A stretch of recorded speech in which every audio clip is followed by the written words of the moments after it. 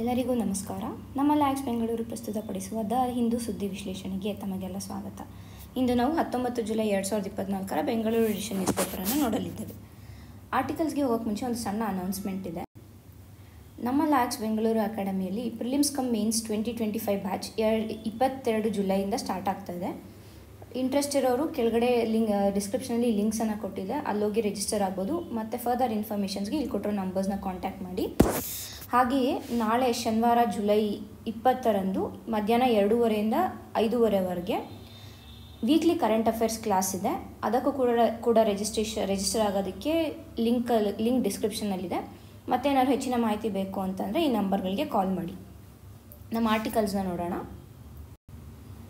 IN-SPACe announces opportunities for startups and MSCs in marine sector. ಮೊದಲಿಗೆ ಇದು ನಮ್ಮ GS paper 3 science and technology ಏನಿದೆ, ಅದರಲ್ಲಿ ಸ್ಪೇಸ್ ಟೆಕ್ನಾಲಜಿ ಆ ಟಾಪಿಕ್ಗೆ ಇಂಪಾರ್ಟೆಂಟ್ ಆಗುತ್ತೆ. ಏಕೆಂದರೆ ಇದು ಇನ್ಸ್ಪೇಸ್ ಏನಿದೆ ಇದು ಇಸ್ರೋದ ಒಂದು ಅಂಗ ಆಗಿದೆ. ಹಾಗೆಯೇ ಇದು ಏನು ಮಾಡುತ್ತೆ, ಇದರ ಮೇನ್ ಫಂಕ್ಷನ್ ಏನು ಅಂತ ಅಂದರೆ ಪ್ರೈವೇಟ್ ಪ್ಲೇಯರ್ಸ್ ಏನಿರ್ತಾರೆ, ಅಂದರೆ ಪ್ರೈವೇಟ್ ಕಂಪನೀಸ್ ಏನಿರ್ತಾರೆ ಅವ್ರನ್ನ ಈ ಸ್ಪೇಸ್ ಟೆಕ್ನಾಲಜಿ ಪ್ರೊಡಕ್ಷನ್ಗೆ ಇನ್ವಾಲ್ವ್ ಮಾಡುವಂಥದ್ದು. ಇವಾಗ NGOs ಇರ್ಬೋದು, ಇಲ್ಲ ನಾನ್ ಪ್ರಾಫಿಟ್ ಆರ್ಗನೈಸೇಷನ್ಸ್ ಇರ್ಬೋದು, ಇಲ್ಲ ಬೇರೆ ಪ್ರೈವೇಟ್ ಕಂಪನೀಸ್ ಯಾವ್ದಾದ್ರು ಇತ್ತು ಅಂತ ಅಂದರೆ ಅವುಗಳನ್ನ ಸ್ಪೇಸ್ ಟೆಕ್ನಾಲಜಿ ರಿಲೇಟೆಡ್ ಪ್ರೊಡಕ್ಷನ್ಗೆ ಇನ್ಕ್ಲೂಡ್ ಮಾಡ್ಕೊಳ್ಳೋದಕ್ಕೆ ಈ ಇನ್ಸ್ಪೇಸ್ ಒಂದು ಆರ್ಮ್ ಆಗಿದೆ.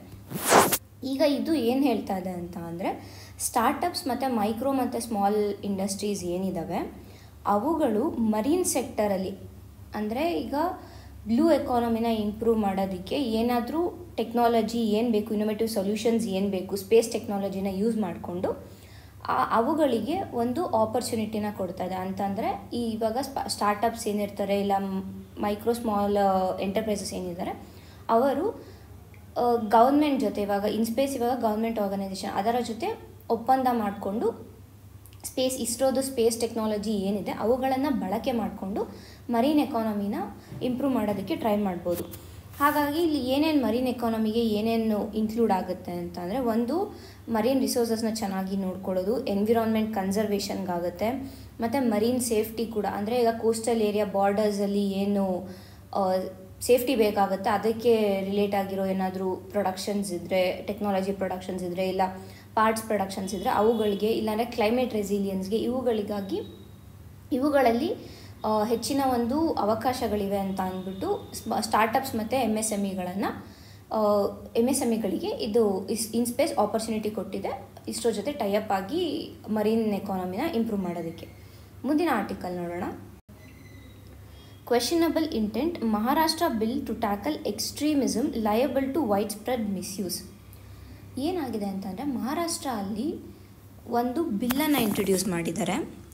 ಏನಕ್ಕೆ ಅಂತಂದರೆ ಈ ಅನ್ಲಾಫುಲ್ ಆ್ಯಕ್ಟಿವಿಟೀಸ್ ಏನಿದೆ, ಅಂದರೆ ಇವಾಗ ಟೆರರಿಸಮ್ ಇರ್ಬೋದು, ಇಲ್ಲ ಅಂತಂದರೆ ಮನಿ ಲಾಂಡ್ರಿಂಗ್ ಇರ್ಬೋದು, ಈ ತರಹದ ಅನ್ಲಾಫುಲ್ ಅಂದರೆ ಲಾಗೆ ಬೈಂಡ್ ಆಗದೆ ಇರುವಂಥದ್ದು, ಅಂದರೆ ಕಾನೂನು ಬಾಹಿರ ಆ್ಯಕ್ಟಿವಿಟೀಸ್ಗಳು ಏನಿರ್ತವೆ ಅವುಗಳನ್ನು ತಡೆಯೋದಕ್ಕೆ, ಮತ್ತು ಮೇಯ್ನಾಗಿ ಇದನ್ನು ಲೆಫ್ಟ್ ವಿಂಗ್ ಎಕ್ಸ್ಟ್ರೀಮಿಸಮ್ ಏನಿದೆ ಅದನ್ನು ತಡೆಯೋದಕ್ಕೆ ಅಂತ ಅಂದ್ಬಿಟ್ಟು ಇಂಟ್ರೊಡ್ಯೂಸ್ ಮಾಡಿದ್ದಾರೆ. ಆದರೆ ಇದು ಕಾನ್ಸ್ಟಿಟ್ಯೂಷನಲ್ಲಿರೋ ಹಲವಾರು ಪ್ರಾವಿಷನ್ಸ್ನ ಇದು ವೈಲೇಟ್ ಮಾಡುತ್ತೆ. ಹಾಗೆ ಇದರಲ್ಲಿ ಒಂದು ಟರ್ಮ್ ಇದೆ ಅರ್ಬನ್ ನಕ್ಸಲ್ ಅಂತ. ಈ ಅರ್ಬನ್ ನಕ್ಸಲ್ ಅಂತ ಏನು ಇಂಟ್ರೊಡ್ಯೂಸ್ ಮಾಡಿದ್ದಾರೆ ಟರ್ಮ್ನ, ಅದು ಬೇರೆ Maharashtra special public security bill ಏನಿದೆ ಅದರಲ್ಲಿ ಆ ಫ್ರೇಸ್ಗೆನೇ ಒಂದು ಡೆಫಿನಿಷನ್ ಇಲ್ಲ. ಹಾಗಾಗಿ ಅದು ಕೂಡ ಕ್ವೆಶನಬಲ್ ಆಗುತ್ತೆ. ಏನು ಹೇಳ್ತಾ ಇದ್ದಾರೆ ಅಂತಂದರೆ ಇದರಲ್ಲಿ ಟೋಟಲಾಗಿ ಈ ಬಿಲ್ ಏನು ಇಂಟ್ರೊಡ್ಯೂಸ್ ಮಾಡಿದ್ದಾರೆ ಅನ್ಲಾಫುಲ್ ಆ್ಯಕ್ಟಿವಿಟೀಸ್ನ ತಡೆಯೋದಕ್ಕೆ, ಆಲ್ರೆಡಿ ಕೇಂದ್ರದಲ್ಲಿ ಈ ಒಂದು ಬಿಲ್ ಇದೆ ನಮಗೆ, UAPA unlawful activity prevention act ಅಂತ ಅಂದ್ಬಿಟ್ಟು. ಸೊ ಅದಿದೆ ಮೊದಲಿಗೆ. ಹಾಗೆಯೇ ಎರಡನೇದು ಇದು ಏನು ಬಿಲ್ನಲ್ಲಿ ಪ್ರಾವಿಷನ್ಸ್ ಇದೆ, ಅರ್ಬನ್ ನಕ್ಸಲ್ ಅಂತ ಇದೆ, ಮತ್ತು ಲೆಫ್ಟ್ ವಿಂಗ್ ಎಕ್ಸ್ಟ್ರೀಮಿಸಮ್ ಅಂತ ಇದು ಮಾಡಿದ್ದಾರೆ, ಹೇಳಿದ್ದಾರೆ, ಆ ವರ್ಡ್ ಹೇಳಿದ್ದಾರೆ. ಇದೆಲ್ಲನೂ ಯಾವುದಕ್ಕೆ ಬೇಕಾದರೂ ಅಪ್ಲೈ ಆಗ್ಬೋದು. ಈಗ ಸಿಟಿಯಲ್ಲಿ ಏನಾದರೂ ಪೊಲೀಸ್ ವಿರುದ್ಧ ಆಂದೋಲನಗಳು ನಡೀತಾ ಇದ್ದರೆ, ಇಲ್ಲ ಬೇರೆ ಏನಾದರೂ ಆಂದೋಲನ, ಅದನ್ನು ಕೂಡ ಇವರು ಅರ್ಬನ್ ನಕ್ಸಲಿಸಮ್ ಅಂತ ತಗೋಬೋದು, ಇಲ್ಲ ಲೆಫ್ಟ್ ವಿಂಗ್ ಎಕ್ಸ್ಟ್ರೀಮಿಸಮ್ ಅಂತ ತಗೋಬೋದು. ಹಾಗಾಗಿ ಪ್ರಾಪರ್ ಡೆಫಿನಿಷನ್ ಇಲ್ಲ. ಹಾಗೆ ಇದು ಕಾನ್ಸ್ಟಿಟ್ಯೂಷನಲ್ ಪ್ರಾವಿಷನ್ಸ್ಗೆ ವಿರುದ್ಧವಾಗಿದೆ ಅಂತ ಈ ಆರ್ಟಿಕಲ್ ಹೇಳ್ತಾ ಇದೆ. ಇದು ನಮಗೆ ಪೇಪರ್ 2 ಅಲ್ಲಿ ಗವರ್ನೆನ್ಸ್ ಏನಿದೆ ಅಲ್ಲಿ ಎಕ್ಸಾಂಪಲ್ಸ್ ಕೊಡೋದಕ್ಕೆ ಬೇಕಾದ್ರೆ ಇದನ್ನು ನಾವು ಬಳಸ್ಕೋಬೋದಾಗುತ್ತೆ. ಮುಂದಿನ ಆರ್ಟಿಕಲ್ ನೋಡೋಣ. India and a case for strategic autonomy.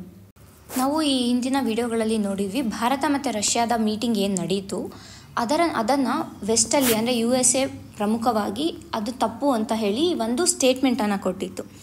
ಹಾಗಾಗಿ ಈ ಆರ್ಟಿಕಲ್ ಏನು ಹೇಳ್ತದೆ ಅಂದರೆ ಭಾರತ ಯಾವ ದೇಶ ಜೊತೆ ಎಂತಹ ಸಂಬಂಧವನ್ನು ಇಟ್ಕೋಬೇಕು ಅಂತ ಅನ್ನೋದು ಭಾರತದ ಸ್ಟ್ರಾಟಜಿಕ್ ಅಟಾನಮಿ ಅಂತ ಇಲ್ಲಿ ಹೇಳ್ತಾ ಇದ್ದಾರೆ. ಇದನ್ನು ಸ್ವಲ್ಪ ಅರ್ಥ ಮಾಡ್ಕೋಬೇಕು ಅಂತ ಅಂದರೆ ಒಂದು ಚೂರು ನಾವು ಇಂಡಿಪೆಂಡೆನ್ಸ್ ಬಂದಾಗಿಂದ ನಮ್ಮದು ಫಾರಿನ್ ಪಾಲಿಸಿ ಹೇಗಿದೆ ಅನ್ನೋದನ್ನು ಸ್ವಲ್ಪ ನೋಡಬೇಕಾಗುತ್ತೆ. ಈಗ ನಮಗೆ ಗೊತ್ತಿರೋ ಹಾಗೇನೆ ನಮ್ಮ ಸ್ವತಂತ್ರ ಬಂದ ನಂತರ ನೆಹರು ಅವರು ಏನು ಮಾಡಿದ್ರು ಅಂತಲೇ ನಾನ್ ಅಲೈನ್ ಮೂಮೆಂಟ್ ಅಂತ ಮಾಡಿದ್ರು. ಆಗ ಪ್ರಪಂಚದಲ್ಲಿ ಇದ್ದಿದ್ದು ಒಂದು USA ಒಂದು ರಷ್ಯಾ, ಅಂದರೆ ಆವಾಗ ರಷ್ಯಾ ಇರಲಿಲ್ಲ, ಸೋವಿಯತ್ ಯೂನಿಯನ್ ಅಂತ ಇತ್ತು. ಸೊ USA ಮತ್ತು ರಷ್ಯಾ ಎರಡು ಬಲಿಷ್ಠ ನೇಷನ್ಸ್ ಅಂತ ಇತ್ತು. ಆವಾಗ ಏನಾಗಿತ್ತು, ಎಲ್ಲ ದೇಶಗಳು ಒಂದು USA ಸಪೋರ್ಟ್ ಮಾಡ್ತಾಯಿತ್ತು, ಇಲ್ಲಾಂದರೆ ಸೋವಿಯತ್ ಯೂನಿಯನ್ಗೆ ಸಪೋರ್ಟ್ ಮಾಡ್ತಾಯಿತ್ತು.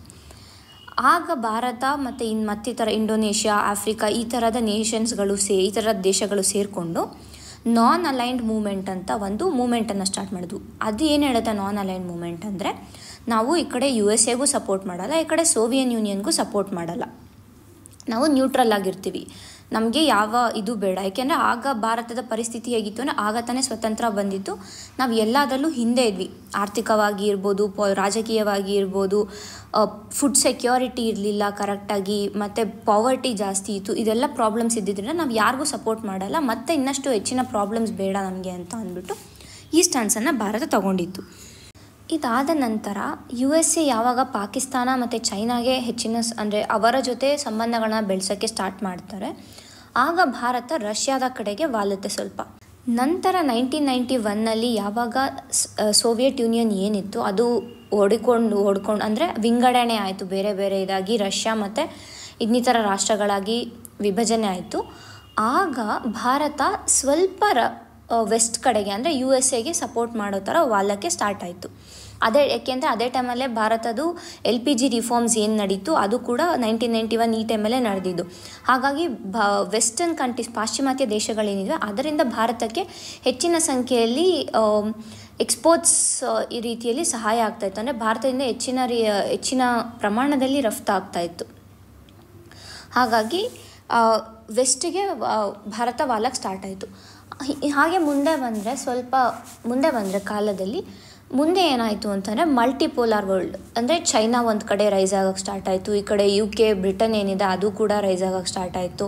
ಮತ್ತು ಆಗ ಏನಾಯಿತು ಮಲ್ಟಿಪೋಲಾರ್ ವರ್ಲ್ಡ್, ಭಾರತ ಕೂಡ ಒಂದು ರೀತಿಯಲ್ಲಿ ಚೆನ್ನಾಗಿ ಡೆವಲಪ್ ಆಗ್ತಾಯಿತ್ತು. ಹಾಗಾಗಿ ಭಾರತ ಕೂಡ ಇದನ್ನೊಂದು ಮುಖ್ಯ ದೇಶವಾಗಿ ಹೊರಹೊಮ್ಮಿತು ಅಂತ ನಾವು ಹೇಳ್ಬೋದು. ಹಾಗಾಗಿ ಇದೇನಾಯಿತು ಮಲ್ಟಿಪೋಲಾರ್ ವರ್ಲ್ಡ್, ಅಂದರೆ ಬರೀ USA ರಷ್ಯಾ ಇರಲಿಲ್ಲ, ಅದರ ಜೊತೆ ಇತರ ರಾಷ್ಟ್ರಗಳು ಕೂಡ ಬಲಿಷ್ಠಗೊಳ್ತಾ ಇದ್ವು ಅಂತ ಅಂದ್ಬಿಟ್ಟು ಮಲ್ಟಿಪೋಲಾರ್ ವರ್ಲ್ಡ್ ಆಯಿತು. ಅದಾದ ಮೇಲೆ ನಾವು 2014ರಿಂದ ಈಚೆಗೆ ನಾವೇನು ನೋಡ್ತೀವಿ ಅಂತಂದರೆ, ನಾವು ಬೇರೆ ದೇಶಗಳ ಜೊತೆ ಬೈಲ್ಯಾಟ್ರಲ್ ರಿಲೇಷನ್ಸ್ ಏನಿದೆ ಅದನ್ನು ಇಂಪ್ರೂವ್ ಮಾಡ್ಕೊಂಡಿದ್ದೀವಿ. ಉದಾಹರಣೆಗೆ ಇವಾಗ ಈಸ್ಟರ್ನ್ ಏಷ್ಯಾ ಕಂಟ್ರೀಸ್ ಜೊತೆಗೆ ಲುಕ್ ಈಸ್ಟ್ ಪಾಲಿಸಿ ಮಾಡ್ಕೊಂಡಿದ್ದೀವಿ, ಮತ್ತು USA ಜೊತೆ ಬೇರೆ ಬೇರೆ ರೀತಿಯ ಅಗ್ರಿಮೆಂಟ್ಸ್ನ ಸೈನ್ ಮಾಡಿದ್ದೀವಿ. ಈ ಥರ ಎಲ್ಲ ರಿಲೇಷನ್ಸು ನಮ್ಮದು ಬೇರೆ ಅಂದರೆ ಮಲ್ಟಿ ಫಾರಿನ್ ಪಾಲಿಸಿ ರಿಲೇಷನ್ಸ್ ಆಗಿದೆ. ಏನಕ್ಕೆ ನಾವು ಈ ಥರ ಸ್ಟ್ಯಾನ್ಸ್ ತೊಗೋತಾ ಇದ್ದೀವಿ ಅಂತ ಅಂದರೆ, ನಮ್ಮ ಅಟಾನಮಿನ ನಾವು ಅಂದರೆ ನಮ್ಮ ಇಂಟ್ರೆಸ್ಟ್ ಏನಿದೆ, ನಮ್ಮ ದೇಶದ ಇಂಟ್ರೆಸ್ಟ್ ಏನಿದೆ ಅಂದರೆ, ಈಗ ನಮಗೆ ರಷ್ಯಾದಿಂದ ಸುಮಾರು 86% ಮಿಲಿಟರಿ ಎಕ್ವಿಪ್ಮೆಂಟ್ಸ್ ಏನಿದೆ ನಮ್ಮದು ಭಾರತದದು, ಅದೆಲ್ಲ ರಷ್ಯಾದಿಂದನೇ ನಾವು ತೊಗೊಂಡಿರೋದು. ಅಷ್ಟೇ ಅಲ್ದಿರ ಸುಮಾರು 40% ಡಿಫೆನ್ಸ್ ಇಂಪೋರ್ಟ್ಸ್ ಏನಿರುತ್ತೆ ಅದು ಕೂಡ ರಷ್ಯಾದಿಂದನೇ ಇದೆ. ಹೀಗಿರುವಾಗ ನಮ್ಮ ಇಂಟ್ರೆಸ್ಟ್ಸ್ ಏನಿದೆ, ನಮಗೆ ಯಾರು ಸಹಾಯ ಮಾಡ್ತಾರೆ, ನಮಗೆ ಎಲ್ಲಿಂದ ಜಾಸ್ತಿ ಅಡ್ವಾಂಟೇಜ್ ಇದೆ, ನಾವು ಆ ಕಂಟ್ರಿಗಳಿಗೆ ಸಪೋರ್ಟ್ ಮಾಡೋದಿರ್ಬೋದು, ಆ ಕಂಟ್ರಿಗಳ ಪರ ಮಾತನಾಡೋದಿರ್ಬೋದು, ಈ ಥರದ ಸ್ಟ್ಯಾಂಡ್ಸ್ ಏನು ತೊಗೋತೀವಿ ಅದು ಸ್ಟ್ರಾಟಜಿಕ್ ಅಟಾನಮಿ ಆಗುತ್ತೆ. ಯಾವುದೇ ರೀತಿಯ ಹ್ಯೂಮನ್ ರೈಟ್ ವಯೋಲೇಷನ್ಸ್ ಆಗಲಿ ಇಲ್ಲ ಮತ್ತೊಂದಾಗಲಿ ಆಗೋದಿಲ್ಲ ಅಂತ ಅಂದ್ಬಿಟ್ಟು ಈ ಆರ್ಟಿಕಲ್ನಲ್ಲಿ ಹೇಳ್ತಾ ಇದ್ದಾರೆ. ಹಾಗೆಯೇ ಭಾರತ ಗ್ಲೋಬಲ್ ಸೌತ್ ಏನಿದೆ ಅದರಲ್ಲಿ ಒಂದು ಒಳ್ಳೆಯ ಸ್ಥಾನವನ್ನು ಪಡೆದಿದೆ. ಜೊತೆಗೆ ಇಂಟರ್ನ್ಯಾಷನಲ್ ಫೋರಮ್ಸಲ್ಲೂ ಕೂಡ ಈಗ ಭಾರತ ಒಂದು ಬಲಿಷ್ಠ ದೇಶವಾಗಿ ಹೊರಹೊಮ್ಮುತ್ತಾ ಇದೆ. ಹೀಗಿರುವಾಗ ಭಾರತದ ಸ್ಟ್ರಾಟಜಿಕ್ ಅಟಾನಮಿ ಏನಿದೆ ಅದು ತನ್ನ ಸ್ವಂತ ಇಂಟ್ರೆಸ್ಟ್ಗಳನ್ನು ಮೊದಲು ಕಾಪಾಡ್ಕೊಳ್ಬೇಕಾಗುತ್ತೆ, ಅದು ಸ್ಟ್ರಾಟಜಿಕ್ ಅಟಾನಮಿ ಆಗುತ್ತೆ, ಮತ್ತೇನೂ ಅಲ್ಲ ಅಂತ ಅಂದ್ಬಿಟ್ಟು ಈ ಆರ್ಟಿಕಲ್ನಲ್ಲಿ ಹೇಳ್ತಾ ಇದ್ದಾರೆ. ಮುಂದಿನ ಆರ್ಟಿಕಲ್ ನೋಡೋಣ. The issue with tree planting schemes. ಈ ಆರ್ಟಿಕಲ್ ಏನದ್ರ ಬಗ್ಗೆ ಮಾತನಾಡ್ತಾ ಇದೆ ಅಂತಂದರೆ, ನಾವು ಏನು ಅಫಾರೆಸ್ಟೇಷನ್ ಮಾಡ್ತೀವಿ ಅಂದರೆ ಮರಗಿಡಗಳನ್ನು ನೆಡ್ತಾ ಇದ್ದೀವಿ, ಬರೀ ಅಷ್ಟು ಮಾಡಿದ್ರೆ ಸಾಲದಿಲ್ಲ ಅಂತ ಹೇಳ್ತಾ ಇದೆ ಇಲ್ಲಿ. ವರ್ಲ್ಡ್ ಬ್ಯಾಂಕ್ ಏನು ಹೇಳಿದೆ ಅಂದರೆ ಸುಮಾರು 10 ಮಿಲಿಯನ್ ಸ್ಕ್ವೇರ್ ಕಿಲೋಮೀಟರಷ್ಟು ಫಾರೆಸ್ಟು 20ನೇ ಶತಮಾನ ಏನಿತ್ತು ಅದರ ಸ್ಟಾರ್ಟಿಂಗಿಂದ ಡಿಗ್ರೇಡ್ ಆಗ್ತಾ ಬಂದಿದೆ. ಎಷ್ಟು? ಸುಮಾರು 10 ಮಿಲಿಯನ್ ಸ್ಕ್ವೇರ್ ಕಿಲೋಮೀಟರ್ ಅಷ್ಟು ಫಾರೆಸ್ಟ್ಗಳು, ಕಾಡುಗಳು ನಾಶ ಆಗಿದೆ 20ನೇ ಸೆಂಚುರಿ ಆರಂಭದಿಂದ ಅಂತ ಹೇಳ್ತಾ ಇದೆ. ಹಾಗಾಗಿ UN ಏನು ಹೇಳಿತ್ತು ಅಂತಂದರೆ 2021ರಿಂದ 2030 ಏನಿದೆ ಅದು ಡಿಕೇಡ್ ಆಫ್ ಇಕೋಸಿಸ್ಟಮ್ ರೆಸ್ಟೋರೇಷನ್ ಅಂತ ಅಂದ್ಬಿಟ್ಟು UN ಡಿಕ್ಲೇರ್ ಮಾಡಿದೆ.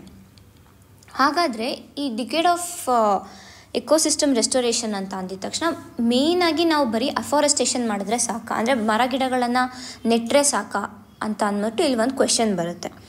ಇಲ್ಲಿ ಏನು ಹೇಳ್ತಾ ಇದ್ದಾರೆ ಅಂತ ಅಂದರೆ ಈ ಕ್ಯಾಚಿ ಸ್ಲೋಗನ್ಸ್ ಇರ್ಬೋದು, ಇಲ್ಲ ಕ್ಯಾಂಪೇನ್ಸ್ ಇರ್ಬೋದು ಮಾಡಿ ನಾವು ಗಿಡಗಳನ್ನು ನೆಡ್ತೀವಿ ಅಂತಲೇ ತೊಗೊಳ್ಳೋಣ. ಅದಾದಮೇಲೆ ಅದನ್ನ ಸರಿಯಾಗಿ ನೋಡ್ಕೋತಾ ಇಲ್ಲ. ನೋಡ್ಬೋದು ಇವಾಗ ಸರ್ಕಾರ ಆದರೆ ಕೆಲವು ಇದನ್ನು ನೋಡ್ಕೋತಾ ಇದೆ. ಯಾವ ಪಾರ್ಕ್ಗಳಿರ್ಬೋದು, ಇಲ್ಲ ಅಂತಂದರೆ ಎಲ್ಲಿ ಗಿಡ ನೆಟ್ಟಿದೆ ಅವುಗಳನ್ನು ಅಲ್ಲಿ ಜನರನ್ನು ಇಟ್ಬಿಟ್ಟು ನೋಡ್ಕೋತಾ ಇದ್ದಾರೆ. ಅದೇ ಈಗ ಪ್ರೈವೇಟ್ ಕಂಪನಿಗಳು ಕೆಲವು ಕಡೆ ಈ ಥರ ಟ್ರೀ ಅಫಾರೆಸ್ಟೇಷನ್ ಪ್ರೋಗ್ರಾಮ್ ಅಂತ ಮಾಡಿಬಿಟ್ಟು ಹೋಗ್ತವೆ. ಅದಾದಮೇಲೆ ಅವುಗಳನ್ನ ಮತ್ತೆ ವಿಚಾರಿಸೋದೇ ಇಲ್ಲ. ಅಂದರೆ ಅಲ್ಲಿ ನೆಟ್ಟು ಕೂಡ ಅದೇನು ಫಲ ಕೊಡ್ತಾ ಇಲ್ಲ, ಅದರ ಆರೈಕೆ ಮಾಡಿಲ್ಲ ಅಂತಾರೆ. ಅದು ಮತ್ತೆ ಹೇಗೆ ಕಾರ್ಬನ್ ಸೆಕ್ವೆಸ್ಟ್ರೇಷನ್ ಮಾಡುತ್ತೆ. ಮತ್ತು ಎರಡನೇ ಪ್ರಾಬ್ಲಮ್ ಏನು ಅಂತಂದರೆ ನಮಗೆ ಗೊತ್ತಿರೋ ಹಾಗೆ ಭಾರತದಲ್ಲಿ ಈ ಡೆಕ್ಕನ್ ರೀಜನ್ ಏನಿದೆ ಇಲ್ಲೆಲ್ಲ ಇರೋದು ಗ್ರಾಸ್ ಲ್ಯಾಂಡ್ಗಳು, ಅಂದರೆ ಹುಲ್ಲುಗಾವಲುಗಳು ಇರೋದು. ಈ ಹುಲ್ಲುಗಾವಲುಗಳಲ್ಲಿ ಹೋಗ್ಬಿಟ್ಟು ಮರನ ನೆಡ್ತೀವಿ ಅಂತ ಅಂದರೆ ಆ ಎಕೋಸಿಸ್ಟಮ್ಗೆ ಮರಕ್ಕೆ ಎರಡೂ ಇದಾಗಲ್ಲ. ಅಂದರೆ ಮರ ಅಲ್ಲಿ ಬಯೋಡೈವರ್ಸಿಟಿ, ಗ್ರಾಸ್ಲ್ಯಾಂಡ್ ಬಯೋಡೈವರ್ಸಿಟಿ ಕೂಡ ಹಾಳಾಗುತ್ತೆ, ಮತ್ತು ಈ ಕಡೆ ಮರ ಕೂಡ ಬೆಳೆಯೋದಿಲ್ಲ. ಇದು ಒಂದು ಪ್ರಾಬ್ಲಮ್ ಆಗ್ತಾಯಿದೆ. ಮತ್ತು ಇನ್ನೊಂದು ಪ್ರಾಬ್ಲಮ್ ಏನಾಗ್ತಾಯಿದೆ ಅಂತಂದರೆ ಒಂದೇ ರೀತಿಯ ಮರಗಳನ್ನು ಅಥವಾ ಗಿಡಗಳನ್ನು ಉಣ್ತಾ ಇದ್ದಾರೆ. ಅಂದರೆ ಇವಾಗ ನಾವು ಬೆಂಗಳೂರಲ್ಲೇ ನೋಡ್ಬೋದು, ಒಂದು ಲೈನ್ ಅಂದರೆ ಎಲ್ಲರೂ ಉಣ್ತಾ ಇದ್ದಾರೆ ಅಂತಲೇ ಎಲ್ಲ ಒಂದೇ ರೀತಿಯಾದ ಮರಗಳಿರ್ತವೆ.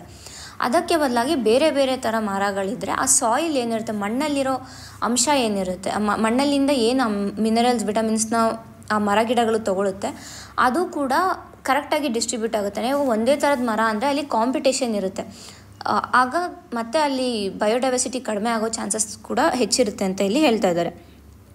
ಹಾಗಾಗಿ ಏನು ಮಾಡ್ಬೋದು, ಲೋ ಕಾಸ್ಟ್ ಅಪ್ರೋಚ್ ಏನು ಅಂತ ಅಂದರೆ ಟ್ರೀ ಐಲ್ಯಾಂಡ್ಸ್ ಅಂತ ಮಾಡಬೇಕಂದ್ರೆ ಒಂದು ಪ್ಯಾಚ್, ಒಂದಷ್ಟು ಲ್ಯಾಂಡನ್ನು ತೊಗೊಂಡು ಅಲ್ಲಿ ಬರೀ ಮರಗಳನ್ನು ನೆಟ್ಟು ಅದಕ್ಕೆ ಸರಿಯಾದ ಪ್ರೊಟೆಕ್ಷನನ್ನು ನೀಡಬೇಕು ಅಂತ ಈ ಆರ್ಟಿಕಲ್ನಲ್ಲಿ ಹೇಳ್ತಾ ಇದ್ದಾರೆ. ಇದರ ಜೊತೆ ಬರೀ ಮರಗಳನ್ನು ಉಣಿದ್ರೆ ಆಗಲ್ಲ, ಏನು ಫಾರೆಸ್ಟನ್ನು ಆಕ್ರಮಿಸ್ಕೊಂಡಿದ್ದಾರೆ, ಫಾರೆಸ್ಟ್ ಎನ್ಕ್ರೋಚ್ಮೆಂಟ್ಸ್ ಏನಾಗಿದೆ, ಮತ್ತು ನಮ್ಗೆ ಗೊತ್ತಿರೋ ಹಾಗೆ ಸುಮಾರು 27.5 ಕೋಟಿಯಷ್ಟು ಜನ ಕಾಡುಗಳ ಮೇಲೆ ತಮ್ಮ ದಿನನಿತ್ಯದ ಆಹಾರ ಇರ್ಬೋದು, ಇಲ್ಲ ಅವ್ರಿಗೆ ಏನು ಫುಡ್, ಫೈರ್ ಇವೆಲ್ಲ ಬೇಕು ಅವುಗಳಿಗೆ ಡಿಪೆಂಡ್ ಆಗಿದ್ದಾರೆ, ಸುಮಾರು 27.5 ಕೋಟಿಯಷ್ಟು ಜನ.